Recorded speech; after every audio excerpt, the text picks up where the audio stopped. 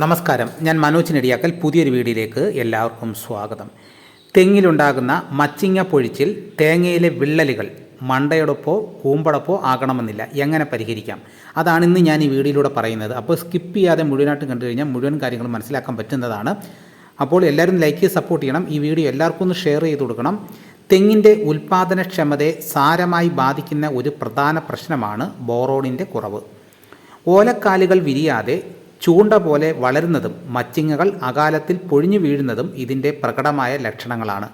മിക്കപ്പോഴും മണ്ടയടപ്പോ കൂമ്പടപ്പോ ആയി തെറ്റിദ്ധരിക്കപ്പെടുന്ന ഈ അവസ്ഥ തേങ്ങയുടെ വിള്ളലിനും കാമ്പ് ശരിയായി ഉണ്ടാകാത്തതിനും കൊപ്രയുടെ ഗുണമേന്മ കുറയുന്നതിനും കാരണമാകുന്നു.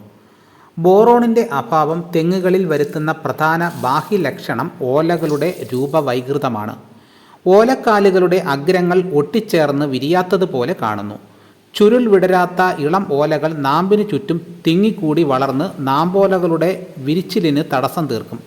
കണ്ടാൽ മണ്ടയടപ്പോ കൂമ്പടപ്പോ പോലെ തോന്നും. ഓലക്കാലുകളുടെ അറ്റം വളഞ്ഞ് ചൂണ്ട പോലെയാകും. ചില ഓലമടലുകളുടെ പുറം വരണ്ട് വിള്ളലുകളും കരിച്ചിലുമായും കാണാം. കായ്ക്കുന്ന തെങ്ങുകളിൽ പൂങ്കുലകൾ ഉണ്ടാകാൻ കാലതാമസം നേരിടും. മച്ചിങ്ങ പൊഴിച്ചിലും ഉണ്ടാകും. തേങ്ങയുടെ പുറം ഭാഗത്ത് വിള്ളലുകൾ വീഴുക, ശരിയാംവണ്ണം കാമ്പുണ്ടാകാതിരിക്കുക തുടങ്ങിയവ പതിവാകും. കൊപ്രയുടെ ഗുണമേന്മയിലും കുറവ് സംഭവിക്കും.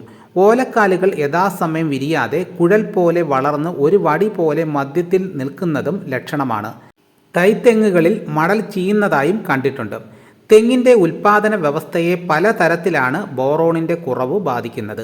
തെങ്ങുകളിൽ പൂങ്കുലകൾ ഉണ്ടാകുവാൻ നേരിടുന്ന താമസം. ചിലതിൽ ഉണ്ടാകുന്ന പൂങ്കുലകളാകട്ടെ മച്ചിങ്ങ പാകമാകുന്നതിന് മുൻപ് പൂങ്കുല പൊട്ടി മച്ചിങ്ങകൾ കൊഴിഞ്ഞു പോകും. തേങ്ങയുടെ വളർച്ച മുരടിച്ച് കാമ്പ് രൂപപ്പെടാതിരിക്കുകയും പുറം ഭാഗത്ത് വിള്ളലുകൾ ഉണ്ടാകുകയും ചെയ്യും. പുറം ഭാഗത്തെ വിള്ളലുകൾ ഇല്ലാത്ത തേങ്ങകൾ പൊതിച്ചു കഴിയുമ്പോൾ ചിലപ്പോൾ ചിരട്ട വിണ്ട് കീറിയിരിക്കുന്നതായി കാണാം.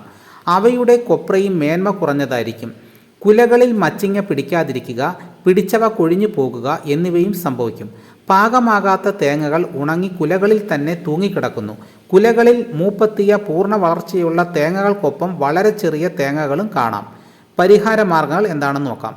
മണ്ണിൻ്റെ അമ്ലത കുറയ്ക്കാനായി കുമ്മായമോ ഡോളോമൈറ്റോ 1 കിലോഗ്രാം വീതം തെങ്ങൊന്നിന് നൽകണം.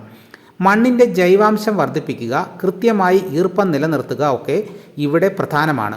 ബോറാക്സ് എന്ന രാസപദാർത്ഥം 150 ഗ്രാം വീതം 3 മാസം ഇടവിട്ട് 5 വർഷം വരെ പ്രായമായ തൈത്തെങ്ങിന് ചേർക്കണം.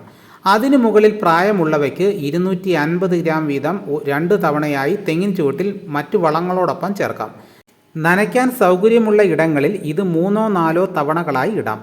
ജൈവവളത്തിൽ ചേർത്ത് ബോറാക്സ് 3-4 തവണകളായി നൽകുന്നത് ബോറോണിൻ്റെ ലഭ്യത ഉറപ്പാക്കുകയും ചെയ്യും. ബോറാക്സ് ചേർക്കുമ്പോൾ മണ്ണിൽ നനവുണ്ടായിരിക്കണം. അഭാവ ലക്ഷണങ്ങൾ മാറുന്നതുവരെ ഇത് നൽകേണ്ടതുള്ളൂ. ഇങ്ങനെ ചെയ്തവർക്കെല്ലാം നല്ല ഫലം കിട്ടിയെന്ന് കർഷകർ പറയുന്നു. അപ്പോൾ എല്ലാവരും ഒക്കെ ഒന്ന് ഇങ്ങനെ ചെയ്ത് നോക്കുക. ഇതോടുകൂടി വീഡിയോ ഇവിടെ പൂർണ്ണമാകുന്നു. എല്ലാവരും ഇന്ന് ലൈക്ക് ചെയ്ത് സപ്പോർട്ട് ചെയ്യണം. ആദ്യമായിട്ടാണ് ഈ ചാനൽ കാണുന്നതെങ്കിൽ സബ്സ്ക്രൈബ് ചെയ്യാൻ മറക്കരുത്. നിങ്ങളുടെ അഭിപ്രായങ്ങൾ കമൻറ്റായിട്ട് രേഖപ്പെടുത്തണം. ഈ വീഡിയോ എല്ലാവർക്കും ഒന്ന് ഷെയർ ചെയ്ത് കൊടുക്കണം. മറ്റൊരു വീഡിയോ ആയിട്ട് ഉടനെ എത്താം. എല്ലാവർക്കും എൻ്റെ നന്ദി.